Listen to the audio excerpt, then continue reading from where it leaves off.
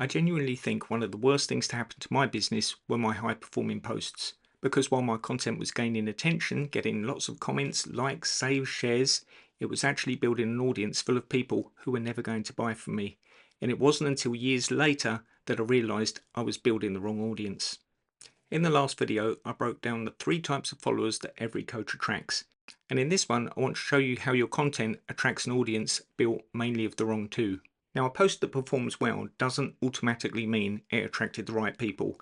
It generally means that the content was probably a lot broader, so it had appeal to a wider pool of people. That broad content will spread wider, it will generally get more reactions, but broad audiences rarely convert. And the fact of the matter is that people who publicly engage with your content are the ones who are the least likely to buy. Because the people who actually buy are the ones who silently lurk. They DM quietly later on and they decide internally before they reach out to you. Here's how this actually looks. So at the top of the funnel that we're going to use to demonstrate this, you have a lot of the views. So it's a broad piece of content. It's right at the top of the funnel. It's getting a load of views of people coming in. A lot of people will probably like, save, engage with it in some capacity. You may get a decent amount of comments.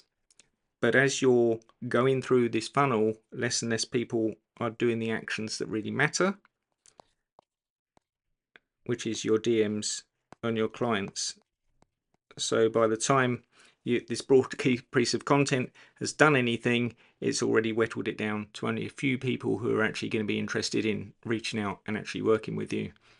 That's what broad content does. That's how it manifests on your page, and that's why it's not the best thing that's going to lead to more sales and inquiries. Just because a lot of people saw it, just because a lot of people initially engaged with it, doesn't mean that it's going to convert better than a piece of content that is, let's say, set up to do a different job. So we move on to the next thing, and one of the things a lot of people will tell you to do, a lot of coaches will tell you this on social media, is to give away everything for free. But the problem here is that free content only goes so far. The problem with information these days is that you can get the information anywhere. AI is the perfect way for people to find out anything they want. It's free for the most case, unless you have a subscription for it, but you can find anything you want. Information is rarely a problem for people to get hold of. So you giving everything away for free is not really positioning you in any other way than other being a resource for free information. That is not going to help people make a buying decision about what it is you do. The thing that you need to be doing is providing that content, but what people can pay you for and what you should be leading them towards is you helping them with the implementation.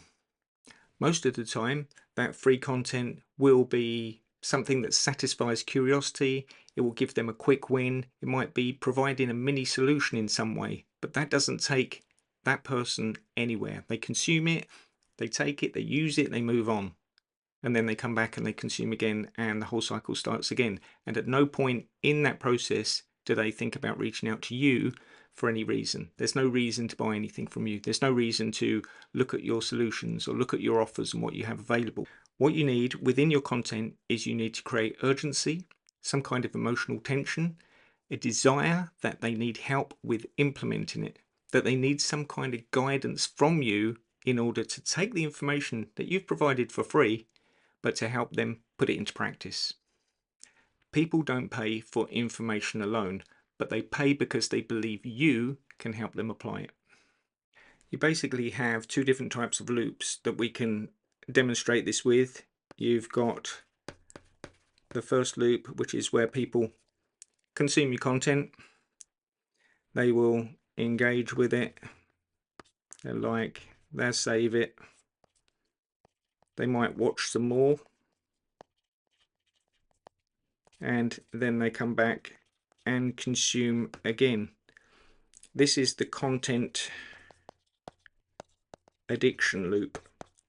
It just means that they will keep doing the same thing. They'll consume, they'll like it, they engage with it, they'll do some more, they'll consume again. and the cycle never ends. It just keeps perpetuating itself, and at no point is there a reason for them to actually reach out to you and buy anything that you might have available. Now the buyer journey is a little bit different because you start with making them problem aware. They're aware of the problem, what it is, what's keeping them up at night, showing you understand that, you can empathize with it, show that you understand what it is that they're going through. Then you put some urgency in it. What's the cost of inaction? Why is it important that they get out of this situation? What's the cost of staying stuck? Once you've done that, you're helping lead them to making a decision about how to solve this, and that you can do that for them, which then leads them on to an action, which is actually working with you to solve the problem that they have. That is the buyer journey. That's the way that you need to kind of position your content in order for it to do a different job. It's still providing the information, it's still providing value to them, but it's providing it in such a way that it leads them on to another step, which is to work with you, which is the only way that they're going to solve their problem. This is the buyer journey that we need to be putting into our content a lot more. Now it's very easy to audit your content to do this. There's 5 steps, 5 questions that I would literally ask every time you produce a piece of content. Now the first one is, who is this actually speaking to? Who is the person that you're trying to help? Who is this ideal client that you can help solve their problem for? If you don't get very clear on who you're talking to, then you're going to have a hard time understanding their problem and helping them with what they need to be solving. The next thing you need to ask, is it helpful or necessary? Helpful content will provide information. It will help people just get tips, get some surface level generic advice, nothing that's going to help take them further. Necessary content is completely different because it actually gets them to act. They can see that this content is going to help them solve the problem that they have. The next thing is, does it create urgency? Does it explain the cost of staying stuck? What is the inaction that they're currently doing causing them? Because there's no point in staying still for 3 months and then coming back and you still got the same problem that you had. The next thing is, does the content position me as a teacher or a solver? Now, a teacher educates. You will get surface level things. You will get tips. You will get things that can help you with the information that you require. However, solving the problem is a completely different thing. And when you start solving people's problems, that positions you as an authority. They're more likely to trust you. They're more likely to reach out and want to work with you. And most importantly, the last one, would this content actually lead to my offer? Now, we spoke about this in a previous video, that if you're having a question mark about what kind of does my content need to do to lead to my offer, then literally start with your offer as your goal for that piece of content. Is this is how you work with me, this is how you buy my offer, or this is the solution I have, and then work backwards. Then go right back to the start and go through these 5 questions again. And so in those 5 steps, in those 5 questions, you've literally gone through a piece of content that's covered all those things, and that is your buyer journey right there. Now, one of the things that a lot of people worry about when they start producing more buyer related content is that the engagement drops. Now, that might sound terrible if you're used to seeing a good amount of engagement, you've been seeing good likes, saves and shares from your audience, and then you see this drop off. But that's actually a very good sign, because it means that you're not speaking to that broad audience anymore. You're not speaking to the people who just want to consume free information. You're not speaking to the other coaches and industry people who normally comment on your posts. You're speaking to buyers, people who are interested in working with you.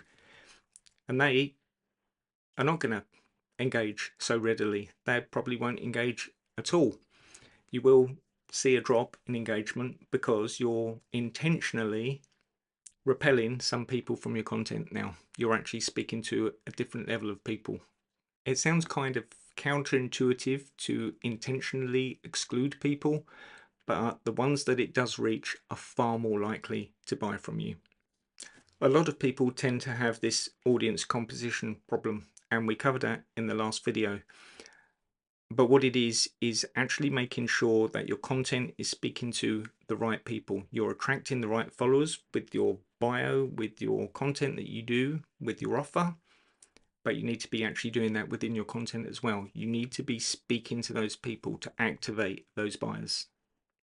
The goal isn't to build the biggest audience. The goal is to build an audience that sees you as the person to solve their problem.